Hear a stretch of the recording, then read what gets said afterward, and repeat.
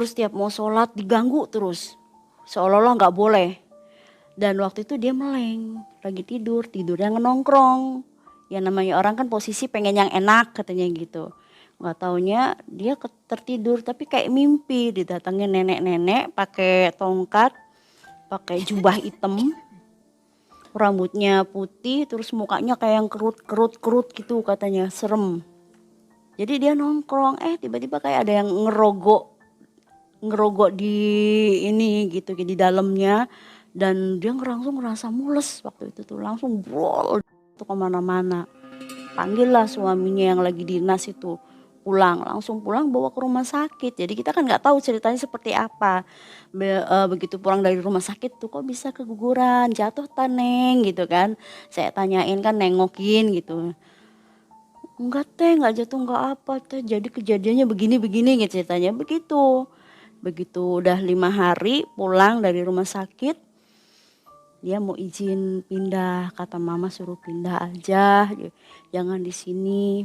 Soalnya mama nanya ke Ustadz, jangan diterusin ngekos di situ. Enggak wajar katanya yang punyanya. Akhirnya enggak banyak cerita, minta pindah gitu. Padahal baru dibayar itu 2 hari itu. Ya, jadi kejadiannya itu memang bukan menimpa kami aja ternyata. Suami istri, suaminya belum pulang, disangkanya udah pulang. Mereka melakukan sesuatu, ya istilahnya suami istri seperti itu. Nggak taunya suaminya baru pulang. Jadi siapa gitu. Jadi nakal, menyerupai. Nah itu menyerupai, sering sekali kejadian begitu tuh.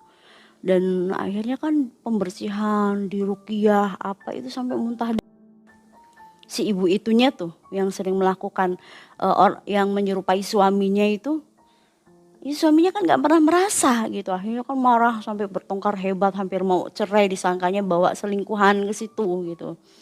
Ternyata ditelusuri, diobatin sama kiai, dan besoknya pulang mau ngambil barang. Kita ngomong, kok pulang teh, kok pindah teh gitu kan, kita kan penasaran gitu.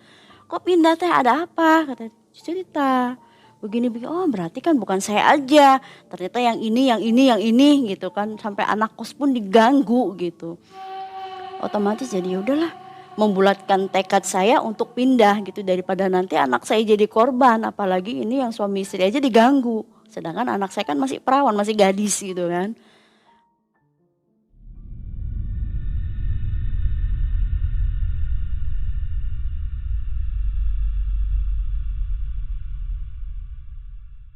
Nah pas begitu saya mau pertengahan bulan kan, saya ada omongan dulu biar nggak ada terjadi kesalahpahaman antara saya dan ibu kos Bu Rini itu.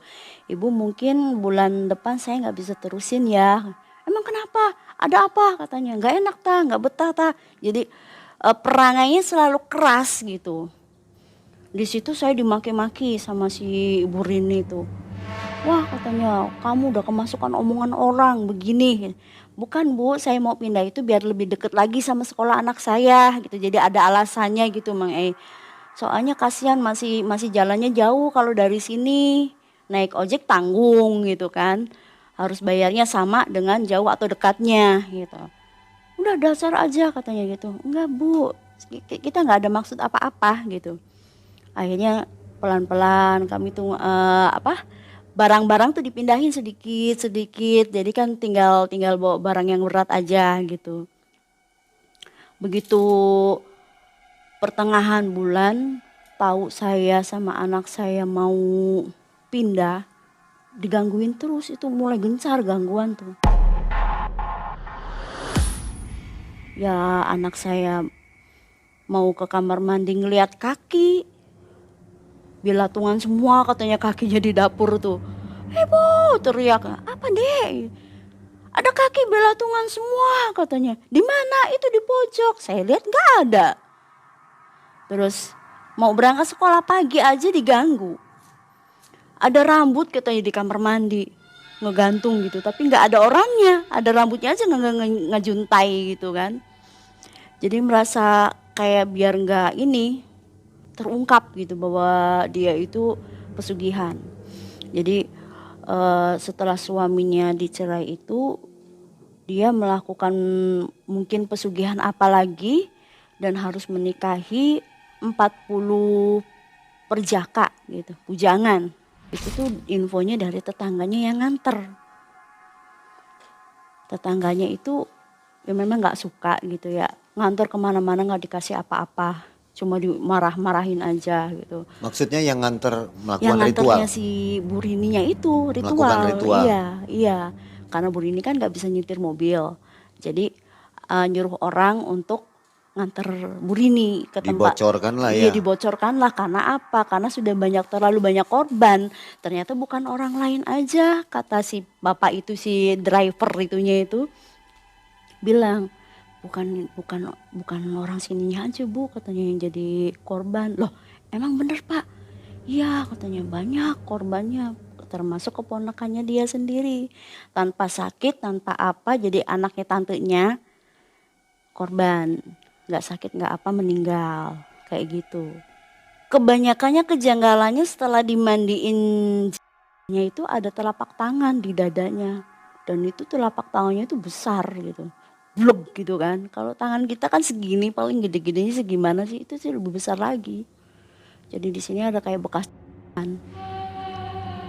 Dan kebanyakannya kan keluarganya sendiri itu yang kerja di Bu Rini itu untuk nagih-nagihnya tuh. Nah kakaknya si almarhumnya itu juga sering digangguin, kayak orang direp-rep, kayak orang mau kayak itu, yang kayak Miss Katy itu didatengin kayak gitu, suara-suara aneh. Dan terus ada lagi yang satunya lagi, anaknya tantenya lagi, tiba-tiba pas maghrib itu di pertigaan. Dan si yang itu habis ngerampas surat rumah yang nggak bisa bayar itu, Mang E. Jadi kayak orang apa, kayak gaib, cedir gitu, sendiri. Orang yang ngelihat di situ saksinya tuh para tukang-tukang ojek, karena kan dia ada di pertigaan di situ. Dan kejadian yang paling anehnya lagi, dia itu jalan-jalan, si Bu Rini itu jalan-jalan di daerah gitu ya, sama si berondong itu gitu kan. Tiba-tiba mereka, Ini berondong dikawin atau enggak? jadi dikawin siri juga. Jadi suaminya itu ada 3, baru ada 3. Jadi di antara 40 masih kurang kan, baru 3 gitu. Targetnya 40. Targetnya 40, kata si driver yang nganternya itu. Aduh Bu, jangan saya ya katanya. Ya enggak, kamu sih, saya juga nggak doyan katanya, ngecek gitu. Nah setelah itu si berondongnya itu tuh sampai nggak bisa ngomong, nggak bisa mengenali orang lain karena di kepala gitu kan. Operasi apa, akhirnya dia nggak bisa apa-apa gitu. Terus si guru ini didatangin sama Pak Ustadznya. Pak Ustadz yang nolongin kami di situ sebagai guru ngaji, imam di musola gitu kan. Didatengin, dinasehatin, didatengin sama, kan ditengokin maksudnya sama kita-kitaan, karena dia kan terluka gitu, luka-luka apa. Iya ngejenguk kami sama sekalian ibu-ibu majelis gitu. Kami orang-orang yang ngekos di situ gitu kan. Ngomong, Bu udah sih Bu tobat, sholat, puasa katanya gitu. Apa katanya, ngapain puasa-puasa? Buktinya saya nggak puasa, nggak sholat bisa kaya katanya gitu. Ya kan kalau kekayaan itu ini sebenarnya sebagai apa ya Bu katanya. Ngituin imannya Ibu kuat enggak katanya gitu. Ya iman saya kuat ya, orangnya aja ngejar-ngejar saya kayak gitu. Jadi udah jelek hatinya gitu Mang E. Jadi seolah-olah dia tidak punya Tuhan. Saya kaya karena diri saya gitu. Jadi sudah sombong gitu, sudah takabur buat saya sih gitu ya. Udah, Ibu mau nggak diruqyah? Kata Ibu Rini, mau nggak diruqyah sama saya? Ngapain diruqyah? Nggak usah katanya gitu. Masya Allah, Ibu udah ketutup. Ibu tobat ya katanya. Ngapain tobat katanya? Orang saya nggak salah apa-apa tobat.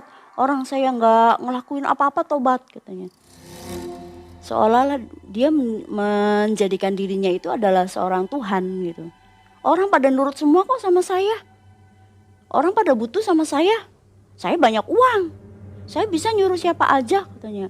Pak Ustadz mau berapa juta sama saya? Katanya nggak usah nyuruh-nyuruh saya gitu. Nah setelah Pak Ustadz ngomong ya